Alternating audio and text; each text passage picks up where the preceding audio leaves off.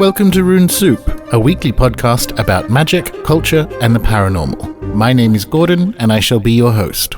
This week, we welcome to the show Sinéad Spearing. Sinéad is the author of the recently released Old English Medical Remedies. She joins us to talk about extracting raven's eyes, gall, hag attacks, the 9 herbs charm, and many more of our favourite things. Quick heads up before we begin, there were 2 or 3 Skype dropouts in the latter half of the conversation, which weren't obvious to me when we were recording, so apologies for that, but the discussion is easily picked back up. Onwards. Sinéad, welcome aboard. Thank you, Gordon. It's good to be here. Well, yes, very pleased to have you. As you are a first-time guest, you have to pass the first question before we move on to the elimination round. So, Sinéad, were you a weird kid? Oh, a weird kid. Crikey. I guess I'd have to say possibly.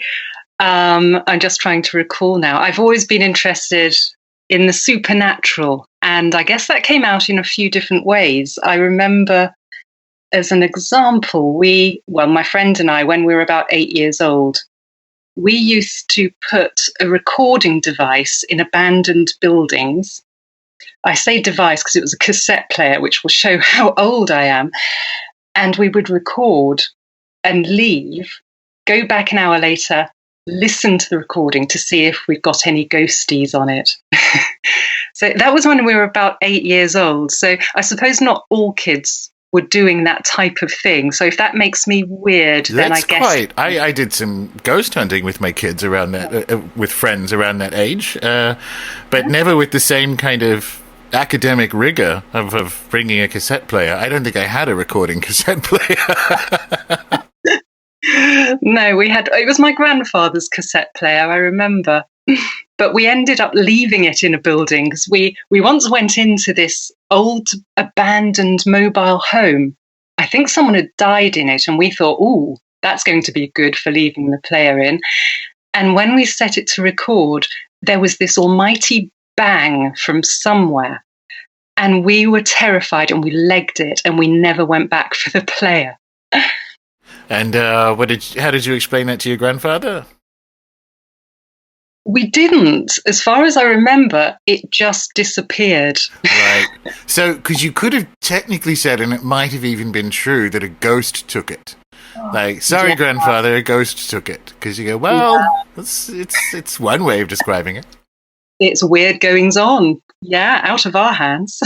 So did you, other than that, because that may well have been something or it may not have been something, did you have any, odd experiences? Did you grow up in a haunted house? Were your parents, spiritualists? Did any of that kind of stuff happen? My grandparents were really good friends with a spiritualist. And this could have been where my early interests in everything strange and supernatural and different came from. I'm not sure because it was so early on, but I do remember this chap. He was a physical medium. He was literally overshadowed by his guide. And I remember once, and I must have been, say, 5, 6 years old, I saw this guy. He was a big, normal English Caucasian chap. His face changed into that of a slim, diminutive Japanese person. And it's funny, I haven't thought about that for years, but I remember that. I'm sure it's a good one. I'm sure it's influenced me a lot, but I was so young that perhaps that's where it all came from, my interests. I'm not sure. So as you moved through your schooling, was it something that informed, areas of study, or was it in the background and it's something you've been able to kind of bring together with, at least in some way, with the latest book? I think as far as school went, it was certainly in the background. I didn't have any sort of particular outlets at school, except for perhaps history, but it really started to come out as an area of research for me after school. it was when I was starting to do my psychology degree that I suddenly realized I could really go into that. Although, actually, you've just made me recall another memory. I did study Steiner philosophy at Emerson College after I left school. So I did a year of that. So I was obviously already looking for some sort of outlet for my research and my interests. Steiner philosophy wasn't it in the end, but I was obviously seeking. Well, that's interesting because I was unaware of the psychology degree, but you reference both Steiner and Jung in the book. Yes, I do. Steiner in relation to his farming techniques, which is probably not the most interesting aspect of anthroposophy. But I do remember at Emerson College spending almost a week picking onions from the ground. So they were certainly very much into agriculture and the changing of the seasons, which plays into this. Well, it does. You say it's not the most interesting, but a good friend of mine who's been on the show a couple of times, Connor Habib, is an anthroposophist. And he said, well, if you look at the various early 20th century spiritual practices or schools or things that sprung up in Europe, so you have Golden Dawn, you have anthroposophy, arguably theosophy, although of course 19th century there. He said, which is the one that is spread out the most around the world? And it is Steinerism, for want of a better word, because biodynamic farms. There's millions of acres under biodynamic management around the world, and you think that's kind of interesting. He sort of snuck it in. That is interesting. I didn't realize it was quite so widespread still, because I know the education college has closed down in Forest Road. There are quite, which is near. Yeah. So it's quite popular here. It's quite in Australia. It's quite popular in New Zealand. There's some in the US as well, but maybe it's not millions of acres, although an acre is small. But there's still quite a lot of biodynamic farming going on. And you think that even though the people who might be doing biodynamic farming may not be anthroposophists, Connor's point is, nevertheless, it's still if you turn into a race between Blavatsky and Steiner and so on, he's currently in the lead. Yes, I can believe that. It's very useful, for one thing. So how did you get there? I mean, did you encounter some, because he's sort of not the greatest read, did you encounter some Steiner stuff and go, I might be into this? I did. When I was at music college, which I did before my psychology degree, I was in Cardiff, and my boyfriend at the time had been to Steiner school. His parents were homeopaths and were very much into the education system. And he simply introduced me to the idea. And at that point, I was thinking of perhaps becoming a Steiner teacher, and particularly teaching music within Steiner communities. But then the psychology took over and I moved, and it didn't happen. I still have some good friends, though. Oh, cool. And what was it about psychology? I mean, we mentioned that Jung's there in the book, for instance, but it's not just Jung. It's funny, all the pieces are falling into place now that I'm talking to you. Yes, I suppose psychology is something I've always been into.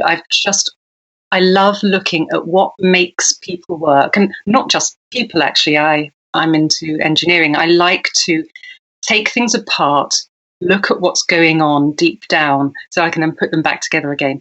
And psychology was just a natural thing to do after I decided I didn't really want to continue teaching music for the rest of my life. I wanted to pursue my passions, and I'm very fortunate to have had the opportunity to do so. So I did my psychology degree with the Open University about 7, 8, 10 years ago. Time flies. It does. Cool. All right. So that's actually quite a good preamble to the book, Old English Medical Recipes. So, Sinead, why this book? It certainly came out of the research I'd done in my degree. I looked at unconscious processes, and I wrote a paper, certainly for my dissertation, which kind of tried to look at how much agency, how much control we have over our unconscious processes. And when I'd finished my degree, I started to do some research at Kent University. And what I started to look at was the spiritual side of the archetypes within our hub, as it were, that's within us. And I started to look at how our ancestors perhaps interpreted it in systems that we'd no longer understand. And I looked at indigenous cultures around the world. I looked at the mysticism of the East. I looked at Taoism, and I was trying to kind of get core beliefs that made sense of our deep psychology, which is where, of course, Jung comes into it. And I also started to find out that medicine was incredibly involved within our religious and spiritual impulses many years ago, and started then to look at shamanism and indigenous shamanism from the Amazon. And I did the whole Carlos Castaneda thing. And I thought all of these different systems and different places you can go around the world to study them and get in touch with yourself and explore deep psychology. This is all great, but isn't there something closer to home? Don't we have something here, perhaps? Do we have to keep going to ashrams in India? Isn't there something more tangible that our ancestors in England were doing?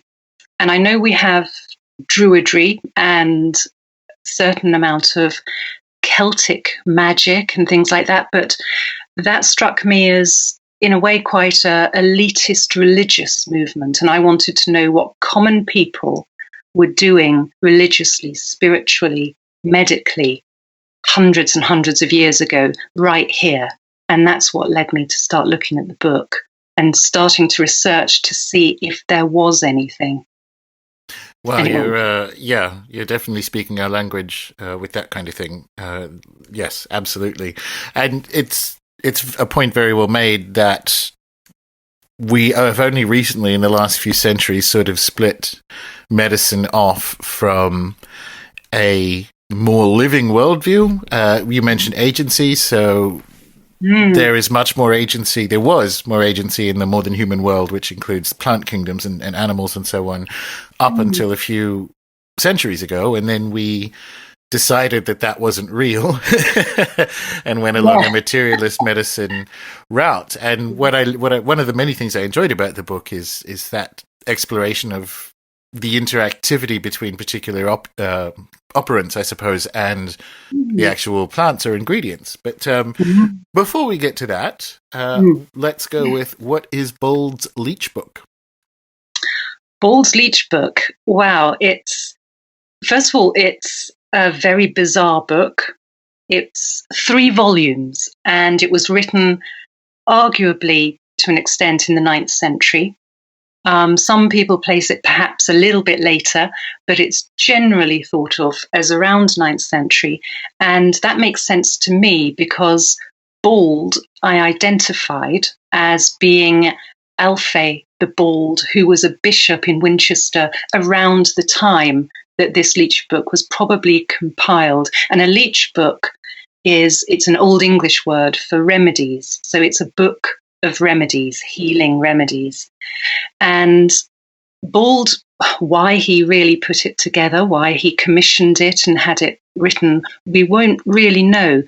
But he decided to collect these remedies from local common folk around the Winchester area. So we're looking at towards the West Country of England. You've got the Cotswolds to the north, then going down to sort of the New Forest, taking in Stonehenge, Avebury, that whole sort of mystical area of England. And he was collecting, or had commissioned to have collected, all these local remedies. And the thing that's very interesting is Bald's Leech Book number 3, which is the 3rd volume, the one that I focus on, is very, very different to any other herbal that was being used in England at the time, or since, or before, because the monasteries were using herbals that were predominantly sourced from the Mediterranean. So you have all the things that you would expect, the humours, you have the mention of garland and other sort of Mediterranean figures, but you don't get that in Bald's Leech Book. And more than that, you things like Old Ireland and Celtic magic. So I knew I was dealing with something very, very different here. Yeah, absolutely. It's interesting you say that. When I read through some of the stuff that's in your book, it is definitely plugged into England. But I don't know if you sort of glanced at the Curenides and other sort of late classical Greek-written books. The Curenides isn't quite a herbal, but it does contain herbs and remedies based around, the Greek alphabet, in addition to fish and rocks and birds and things. And it was really interesting to see some ingredients name-checked across all of Europe, which we might expect, but also the logic looked similar. And I found that really, really fascinating. So the logic of how some of these things are combined, and when they're combined, crucially, which we'll get to, looked very similar. And I'm not saying one came, I'm not saying it came from Greece as a result. It just means that at least as far back as we can see from a textual evidence point of view, there is a worldview that is discernible across, all of Europe, including Britain in that case, of how we interact with certain ingredients and so on. And I that was a real revelation for me, because I did a lot of work with the Curenides for a book of my own. So I'm like, oh, cool, that's sort of like this. Okay. No, I haven't read that. I haven't come across that, but I'll look it up. All right. Well, I will send you some links after the show. Yes, please. But that actually neatly brings up the next sort of semi-trick question, which I think you handled very well. Is Bald's Leech Book pagan? Oh, crikey. That's a huge topic. There are people who would say, yes, it is. And there are people who will say, no, it's not. And the religious sort of controversy and dissonance is something that has plagued academics who have looked at these manuscripts, with some saying that there's literally no merit to Bald's Leech Book number 3, except what it has to say about Christianity versus paganism.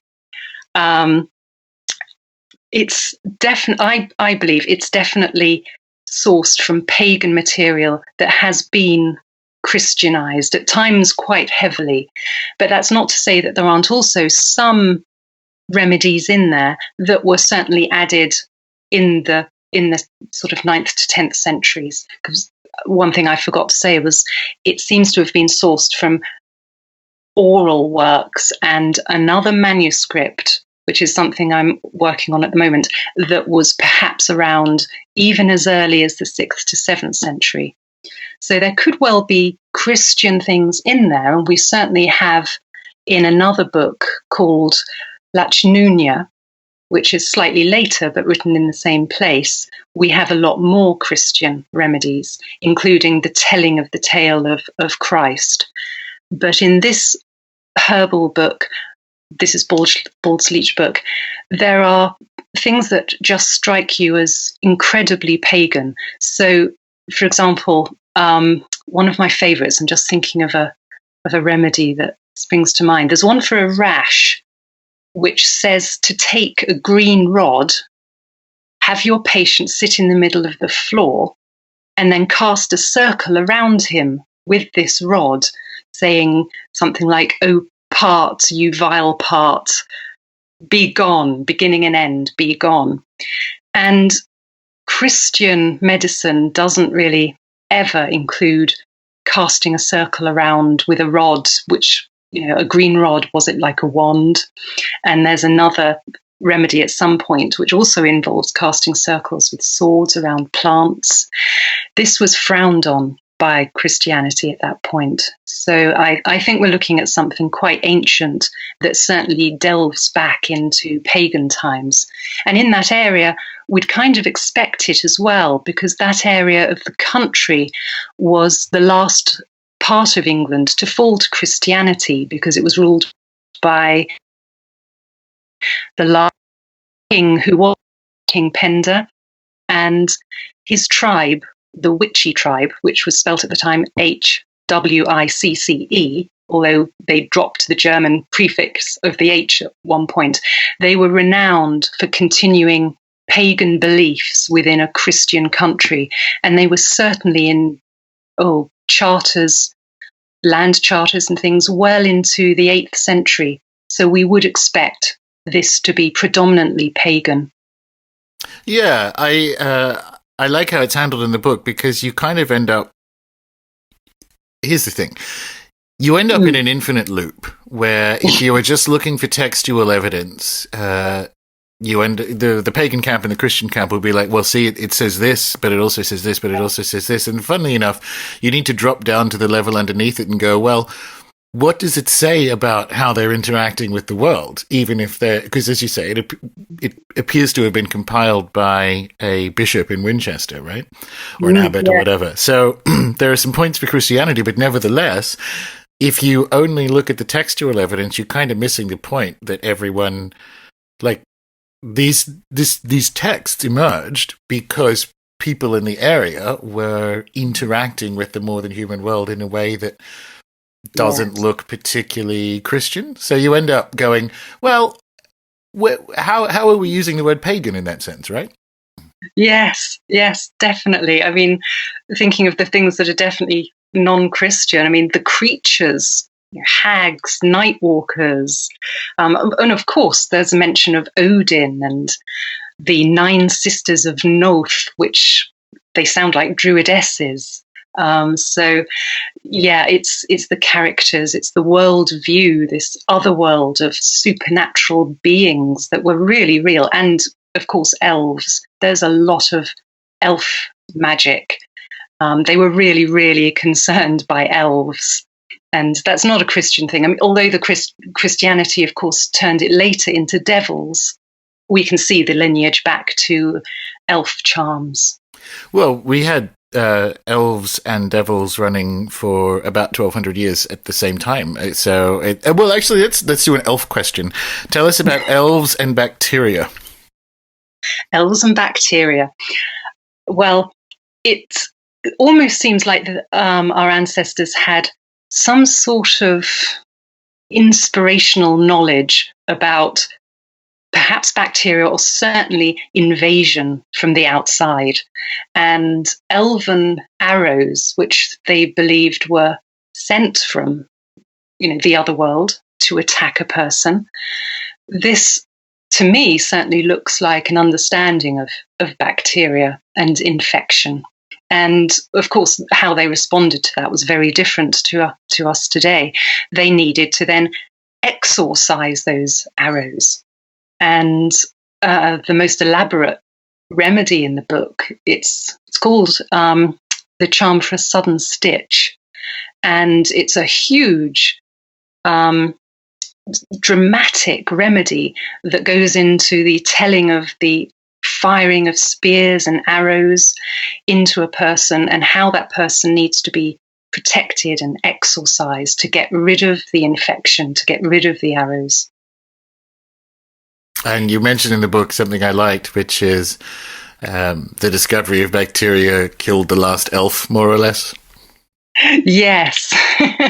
I mean, it's not quite that clear cut, but the idea that when humanity realized, it's a little pathogen, it's a bacteria, elves just were kind of made redundant, didn't need them anymore to explain infection to the mind. Well, we could say they retired. They had a good run. They did. They retired. And then they became rather nice, and we got wise elves. I mean, I know wise elves existed, but in the Leech books, we don't really see them. We only see the nasty ones that cause disease. Yeah. So we've got, what else do we need to tell people about the world that this book came from. We've got elves, they're living in an environment that is filled with spirits and supernatural beings and, modern words that we would use today, although I get anthropologists on the show who kind of correctly say these aren't the right words we should be using for it, which I agree with. But so what else about this world that the book came from do we need to tell people? Well, we've seen a little of this, what I call the Otherworld, which is actually a phrase I got from Brian Bates, who wrote The Way of the Weird, which is, it was my first introduction actually to Anglo-Saxon medicine. I didn't know it existed until I read Brian Bates's book, which is a novel that goes into this Christian scribe being taken through pagan England by Wolf, who is a Anglo-Saxon shaman. And he used the word Otherworld to describe the cosmology and the sort of medical pathology that came out of it. And more than just another sort of supernatural world, I've also looked into how things that we would call magic today by our standards would have been better understood by our ancestors in Anglo-Saxon England as processes of medicine. So I'm thinking here, for example, of sympathy, like cures like, or is affected by something similar. And that sounds a bit fanciful to us today, but not around here, Sinead. You're in good company. Yeah. I mean, generally people seem to think that that's really mad, and they give homeopathy a bad report for that because it survives within homeopathy to a degree. But sympathy was incredibly important, and you can see that in these remedies. There's one for swollen eyes, which is particularly nasty, where you might remember this one if you've read it, because it's not very nice for the poor old raven, but you must take the eyes of a raven before it is dead, and then place these raven's eyes on the nape of the neck of the patient who has sore eyes, and then he will be healed. And the sympathy between the healthy eyes of the raven and the poorly eyes of the patient, we can see how that would work in the mind of people who are trying to understand an uncertain world through supernatural agency. So it was a tool of the physician, and we dismiss it now as magic, which I think is to do an injustice, really, to ancient medicine. Well, I liked that you, in several places in the book, made space for saying, well, actually, there's something behind this. It's just that we describe it in certain ways. Again, coming back to the anthropologists I get on the show, there is a really imperializing way of looking at either non-Western cultures or even our own culture this far back, what we're talking about, which is to strip away and erase all the culture and all the interactivity and other things that might be going along and just look for the chemical constituents. And there's a real power play of the particular ingredient, like, see, willow tree bark is aspirin. I guess they knew something.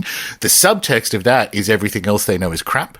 And that's why anthropology is like, we can't keep approaching this sort of wandering into the jungle, looking at the molecular arrangement of sacred plants and saying, well, that's clearly the way it works, because that's insufficient. And what I enjoy about the book is that, and this is funny now that I know about the kind of Steiner stuff and the psychology stuff, Henri Corbin gets mentioned for a start when we talk about the imagination. We had Gary Lachman on last week, and he came up there as well, I guess, in the context of reality and the impact of the imaginal. So there's some really cool stuff. Like, it's not just sympathetic magic. They're doing things that we would recognize and describe in this way. So, like, for instance, visualization, such as for the adder's bite. I like that one, if you want to tell people a little bit about that.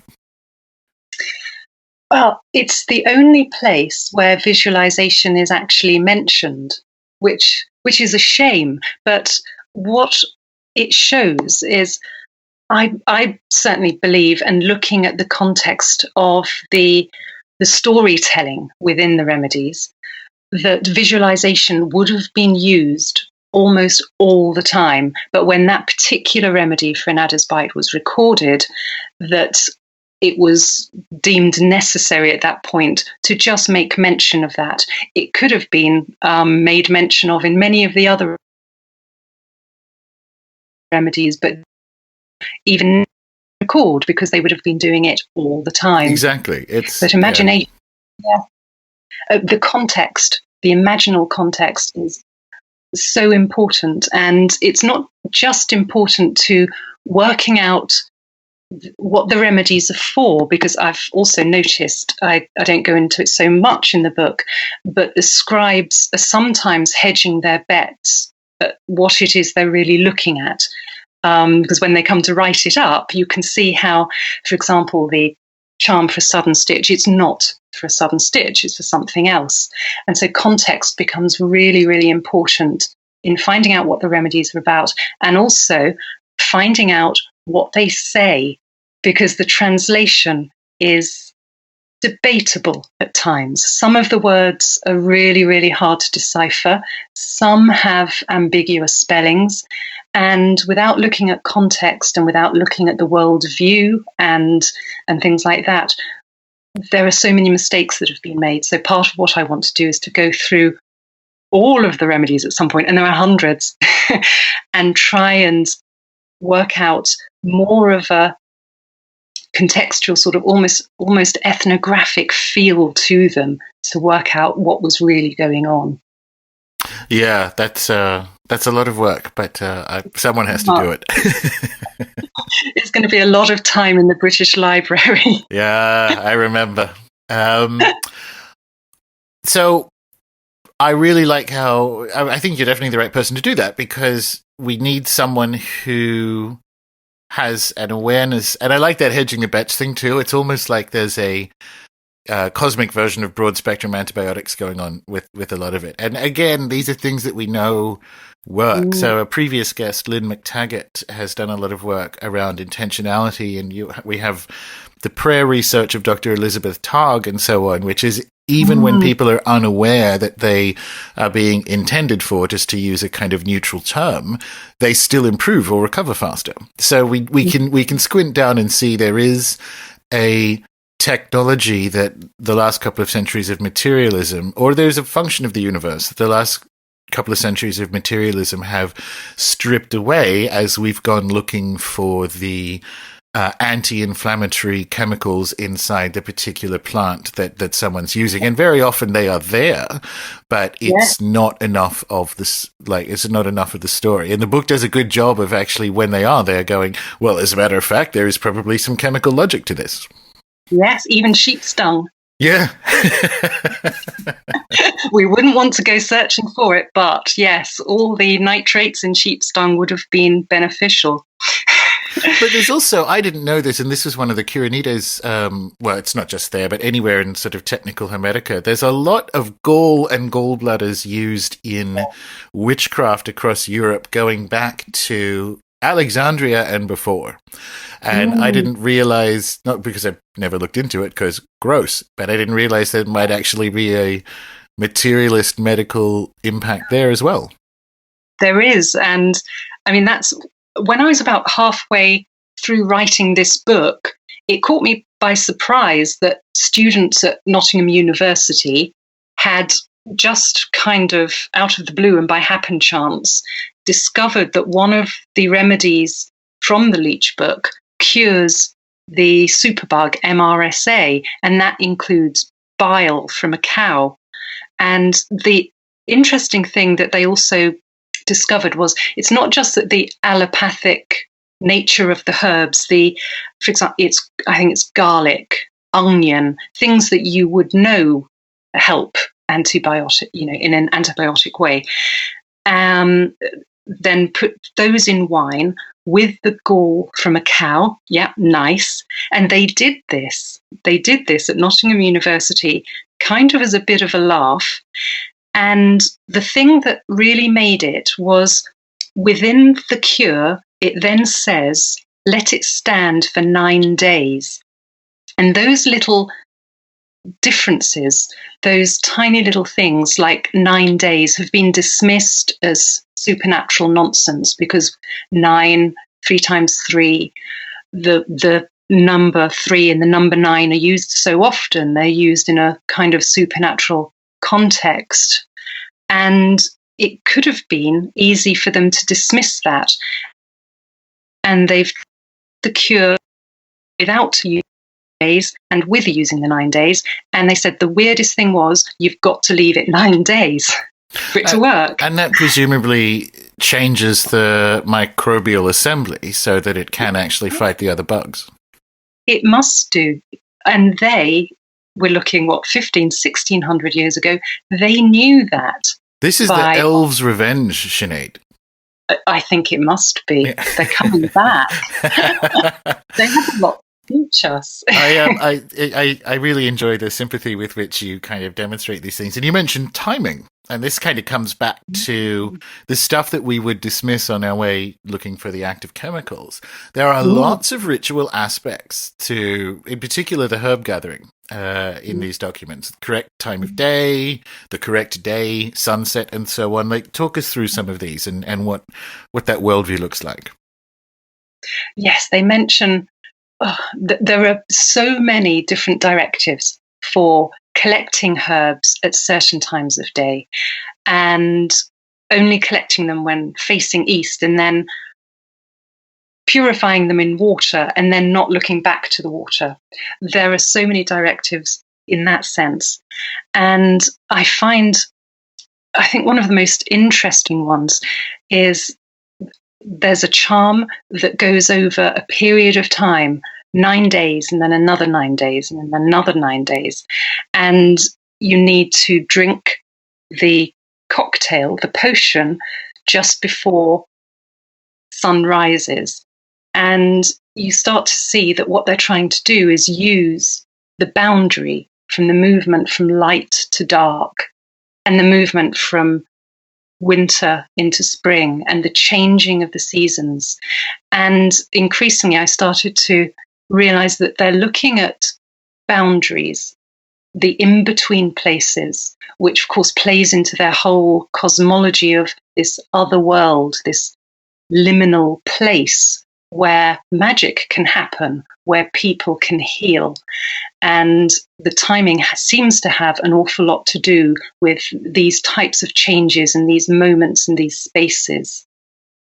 Yeah, it's that was fascinating. The premium members are doing a course at the moment. We do a course every quarter on the Greek magical papyri, and the sort of preeminent time for the majority of the enchantments that mention timing in the Greek magical papyri is sunrise. It's Egypt, so in that sense, it makes sense. But this is another one of those things, lucky and unlucky days as well, that kind of thing, which days to pick and which ones you don't. That as I'm reading this, obviously Greek magical papyri is at least 4 centuries before Bald's Leech Book 3, but it also was buried with the guy who we found it with. And you look and go, there was a widespread understanding of, again, that interactivity with the world that was, I don't want to say pre-literate, obviously, but non-literate. It was not just something that the people running the Nihilometer knew. This was done by, the village witch. Yes, by normal people or the common folk. And they knew. They watched, they observed, they experimented as well. Well, that's a good lead up to... there's some really interesting stuff towards the end of the book about cunning women and so on. And you kind of build a... this is the question, Sinead. Who used this book or this material? Well, yes, as you say, cunning women. And that might sound a bit sexist. Where were the cunning men? And I'm increasingly there certainly were. We know that from early witch trials. But interestingly, there's an archaeologist, Audrey Meany, and she discovered, buried in Anglo-Saxon graveyards all across England, but particularly in the West Country, around the Winchester area, she found the remains of some strange women from, we're looking at 5th, 6th through to about 9th century. They were always women, and there was only ever one buried in any community, and they were buried with articles, and she identified that they all had some peculiar leather bag, certain identifiable features such as strangely long-handled knives and amulets, bits of bone, a lot of thread, which was used for there are a lot of remedies about wrapping thread around the head for headaches and things like that. And she discovered that there were commonalities to these women's graves all across the country. And these articles weren't utilitarian. For example, there's a woman from Bidford-on-Avon in the West Country, and she had this incredible knife. You can see it on the Warwickshire Museum website, and you can see it serves no purpose. The blade is tiny. But then when we look at the Leech Book, there's a remedy to slice the inside of the eyelid. So you lift the eyelid up, slice inside to let out anything nasty, such as, I suppose, a swollen eyeball. I think in this case it was for worms in the eye, which charming, sounds lovely. Bring back the elves. Oh, definitely. But then you ask, well, what would she have needed to make that remedy happen? She would have needed a very, very tiny scalpel-like knife, just like the ones that are found with these women. She would have needed herbs, just like the ones found with these women. She would have needed things to sew wounds back together. These women have all the items that we find in the remedies. Even, for example, small horns. There are some remedies, I don't include them in my book. I don't think I've got one with the small horns, that are used for dripping then ointments into the eyes. And when these women's corpses were dug out of the grave, people said, well, what were these for? Well, I can now say I know what they're for because they're in the book. Yeah. And so these women are being found all over, and their voices, I think, coming to the fore. And also within some of the remedies, I think I make mention of this, when the voice actually speaks through the remedies, and you hear the first person, it's always a female voice. So there's a remedy for childbirth which says, this is my remedy. This is what I do for women who are, I think the remedy is basically to do with stillborn babies and miscarriages, because this woman has to step 3 times over the grave of a dead man and then 3 times over her living husband. But the voices of the women saying, this is my remedy, I think is very powerful and often overlooked. Yeah, and I love that. Sorry, carry on. Yeah. Yeah, and just to sort of broaden out what I've learned about them through these remedies is they weren't just physicians. You can see by the remedies there are a lot about theft and cattle theft and things like that. I think cattle theft was a really big problem in Anglo-Saxon England, and thefts of all sorts, of course, because you couldn't just buy stuff again. You had to either make it or do without often. And so we have remedies to protect against theft, and some of those remedies are pretty nasty. You could almost say they're curses, because they're likening the thief sympathetically, for example, to a pail of water evaporating in the sun. So that's what they want to have happen to the thief. But the point being, there's almost a sort of judiciary role to these women as well. They were being called upon to help solve crimes. And I think that's a very powerful thing. And beyond that as well, they were obviously fulfilling some sort of priestly role, supernatural role within the communities.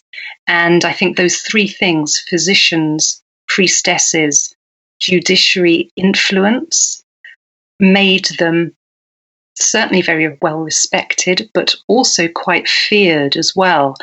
And when Christianity came to England, to have these powerful women, I think they were throughout Northern Europe to an extent, the church couldn't quite cope with that. That was a bit too much, I think. You know, there's a couple of things. One, because we discussed at the opening of the show, the best case, sort of, which is described in your book, of how Bald's Leech book was compiled, was probably they sent people out from Winchester to gather up these charms. And it's quite nice to think that these, junior church people would wander into a particular village and go straight up to the Cunning woman, because who else are you going to ask? So it's, even though it's compiled by, someone associated with a cathedral, the information in it is from, the witch at the edge of a particular village. Yes. And you can see with the way the scribes have handled the material that at times I don't think they really know what they're looking at. and I think that's why sometimes, although they're obviously Christianizing as they go to a certain extent, there's some whoppers that get through, because I don't think they really knew what they were dealing with. The fact that Odin got through in the 9 herbs charm, the fact that the 9 herbs charm got through at all, I think is amazing. Do you want to just jump in and tell people what that is? Yeah, okay. So it's one of my favorites, and it's also one of the longest, and it tells the story of basically 9 herbs that are powerful identities that are sent out to thwart everything nasty in the world you could even think about. So it speaks of plantain, for example, the mother of herbs, and it says it stands up against poison, it dashes against pain. And then another, nettle it is called, it withstands against poison, it drives out the hostile one, it casts out poison, it fought the snake. It has power against poison. You can tell there's a theme here, and it has power against infection. It stands against the hateful foe throughout the land. And it goes on like that with a number of herbs who stand against disease. And then it tells us how it's Odin who was sent to the other world to grasp the runes and bring back the wisdom of the runes.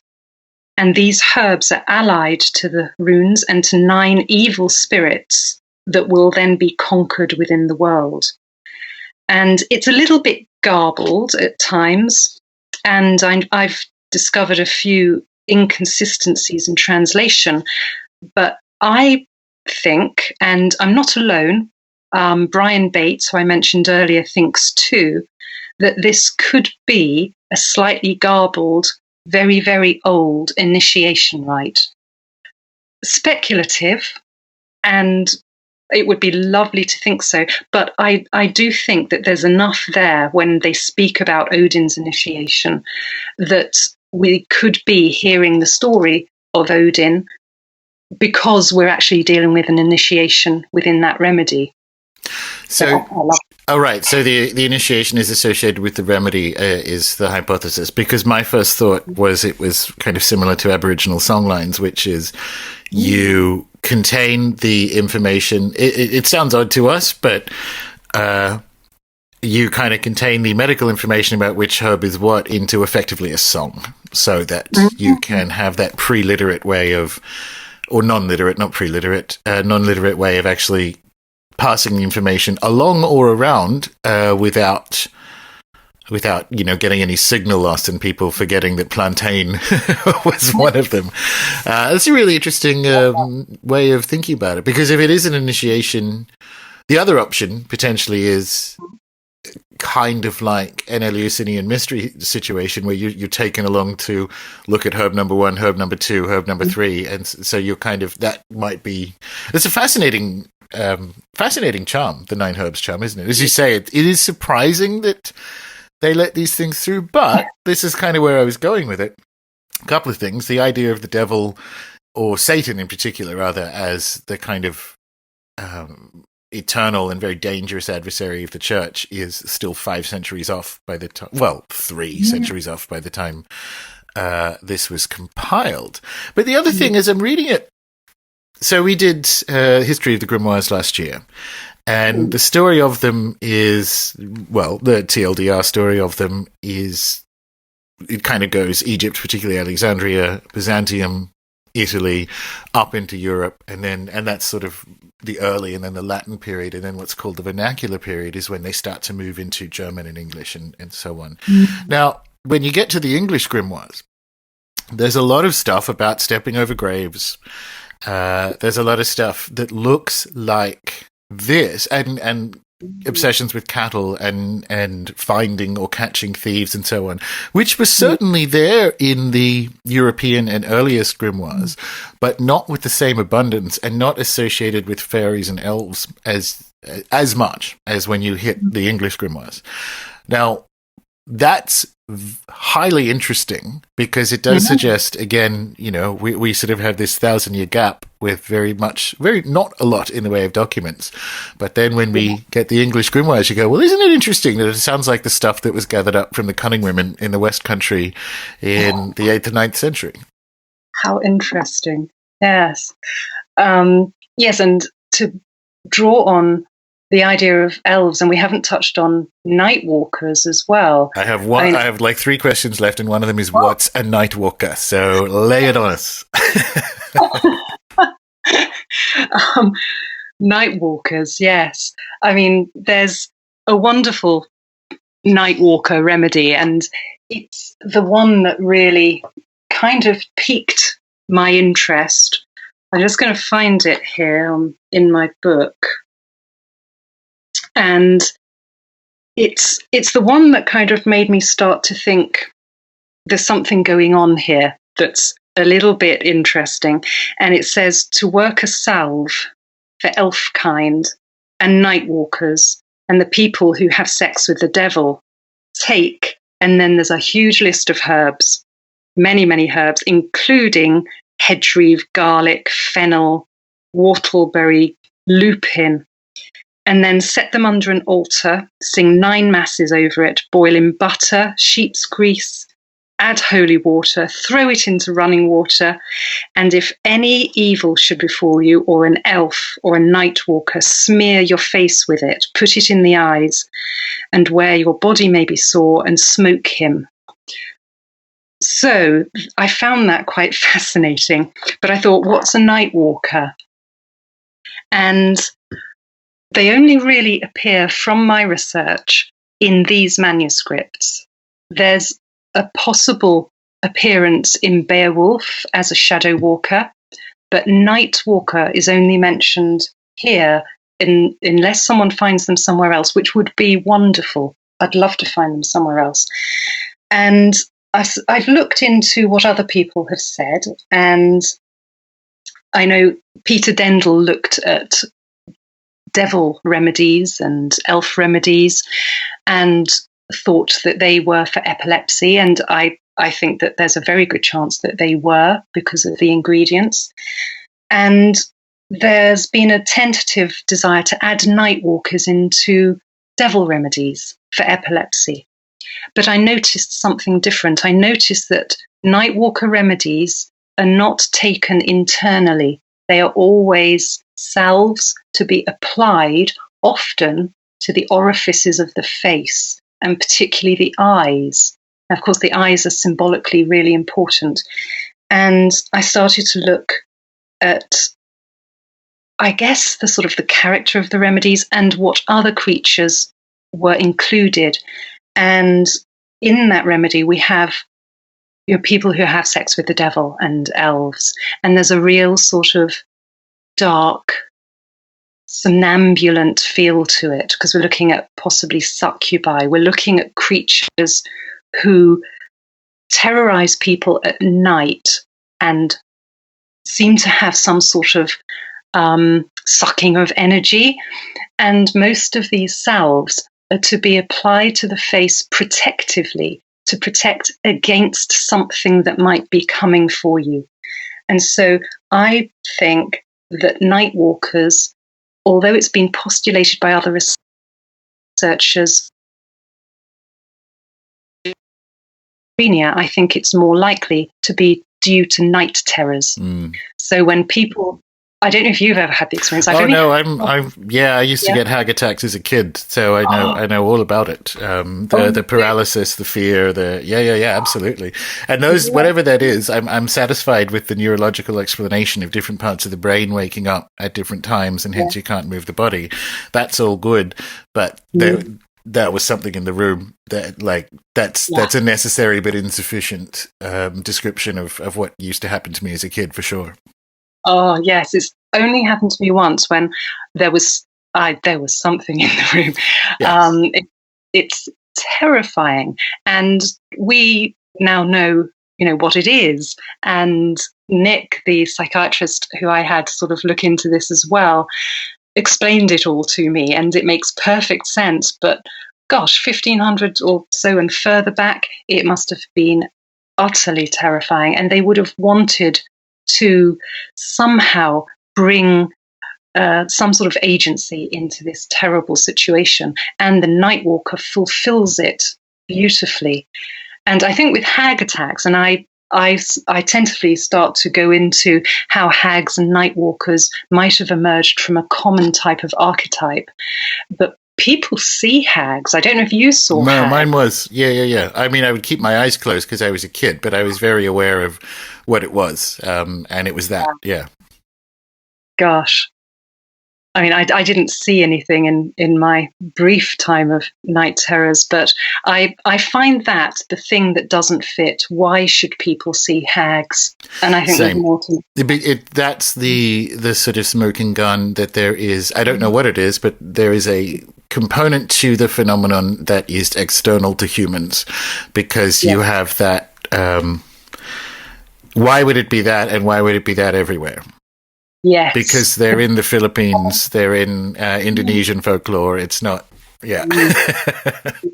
It's not just Russian fairy tales. No, yeah. Well, I don't think anyone's got an answer for that, but it's certainly something I've sort of got on my to-do list to look into that, because it's a definite, completely unanswered question. You mentioned in passing...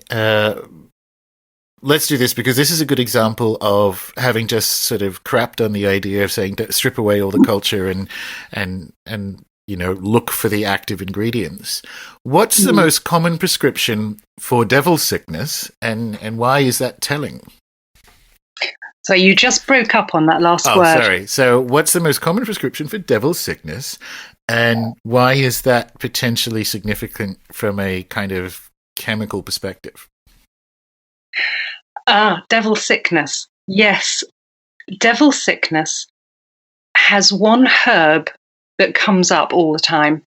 And this was first noticed by a researcher called Peter Dendel. He noticed that lupin is in all of them.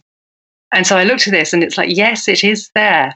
And we now know that lupin has a really high, it's really high in manganese and magnesium. And current research shows that magnesium can basically stop epileptic seizures. And so they were using lupin in all of these devil sickness remedies. And it's almost impossible not to come to the conclusion that they were trying to treat epilepsy. And it's unfortunate that they called it devil sickness, but I just can't even begin to imagine how scary it must have been to watch a seemingly healthy person suddenly fall to the ground having a seizure. It must have literally seemed as if they'd been hit by the devil. Or before that, I then look beyond the devil, before the devil was exactly. used. I'm very fascinated with the devil and his story, and he's very much a container term. There's an endless debate not really a debate as far as I'm concerned, internally in magic and occultism, to do with whether the devil is Christian or not, and it isn't, because it's a way of describing landscape. It's a container for a lot of other stuff. It's this sort of bracketed placeholder term for all these phenomena. And so it is a pity it's called devil sickness. I would also probably suggest that you could fit and seize and fall down from a lot of things at the time. So, there's the kind of famous Pendle witch hypothesis that there was some kind of ergot poisoning that kid got, and he fell down with that. So what I find really interesting about this is devil sickness is probably a term for any of those, what we would consider unexplained seizures and so on. But the majority of them would have been epilepsy. Well, the majority of persistent cases would have been epilepsy, and the treatment has an ingredient that prevents seizures. It does. And again, these remedies for devil sickness simply have been dismissed out of hand until someone noticed a pattern. And I think that's the thing. People, especially because it's mainly only academics who have looked at these remedies, they look for very, very narrow things. So they don't notice necessarily the overarching patterns, whereas this researcher did notice lupin as a pattern. And to then discover that they were using the same plant, and it often features at the beginning. So we know it was out of a list of what can sometimes be a lot of plants. It's always there as the main ingredient as well. So they really were using this high dose of magnesium, which we know would have had some effect against epilepsy. And again, how did they do that? Observation, experimentation. They were working medically in quite a sophisticated way. Yeah, absolutely. Well, as I said, Sinead, it's a fantastic book. I found it really interesting. And for a lot of listeners to the show who either have a background in herb law or are particularly interested in European spiritual traditions and magic and so on, there's I'm really impressed with how sympathetic and as well as diligent, but how sympathetic the information is. You mentioned academics are the ones who typically do this work.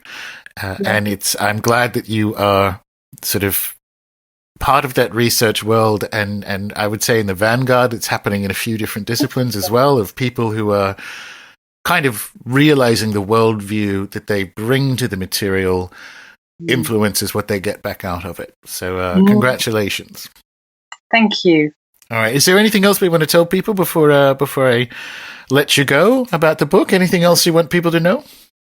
Oh, other than buy it?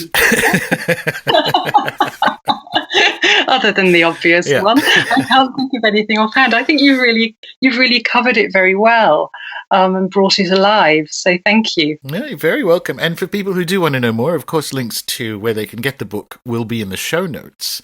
Anything else what you got going on? How might people find out more about yourself, that kind of thing? Yes, I have a website. It's my name. So it's www.sineadspearing.com. And that certainly has details of this book and my next book, which is out next year. And that book is all about the women who were doing this. Oh, amazing. Yeah, cool. Yeah, it's more of a narrative about the actual physicians themselves and what they were doing, where they lived, and what happened to them. Oh, well, we'll definitely get you back on for that. Oh, thank you. All right. Yeah, this has been a great chat, Sinead. So, thank you very much. Thank you, Gordon.